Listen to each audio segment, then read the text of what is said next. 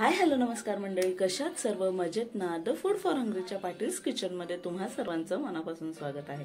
आज आपण बनवणार आहोत भेंडीची भाजी। भेंडीची भाजी गिळगिळीत होणार नाही याची खात्री देते मी तुम्हाला। त्याच्यासाठी मी भेंड्या कट करून घेतलेल्या आहेत आणि त्या तव्यामध्ये भाजून घेतेय।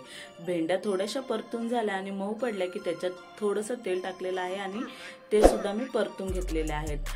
त्याने भेंडी अजिबात चिकट आणि गिळगिळीत होत नाही, त्याला तार धरत नाही।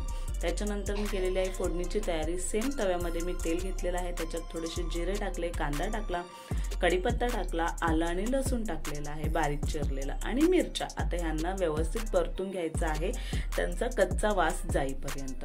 ते व्यवस्थित मिक्स झालं की त्याच्यामध्ये आपण टाकणार आहोत थोडेसे टोमॅटो बारीक चिरलेले आणि हिंग, बेसिक मसाले आपले हिंग, हळद आणि थोडंसं मीठ, धनेपूड आणि जिरेपूड हे सर्व टाकून छानपैकी परतून घ्यायचं आहे। आणि ते परतून झाल्यानंतर आपण त्याच्यामध्ये टाकणार आहोत भाजलेल्या भेंड्या।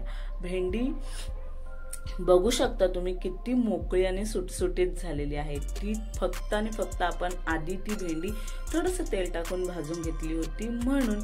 आणि मग काय आपली भेंडी छानपैकी रेडी झालेली आहे। त्याच्यावरती खूप सारी कोथिंबीर भुरभुरा आणि पुन्हा एकदा परतून घ्या। तयार आहे आपली छान अशी अजिबात गिळगिळीत नसणारी भेंडीची भाजी, जी तुम्ही चपाती सोबत खाऊ शकता, गरमागरम भाकरी सोबत खाऊ शकता।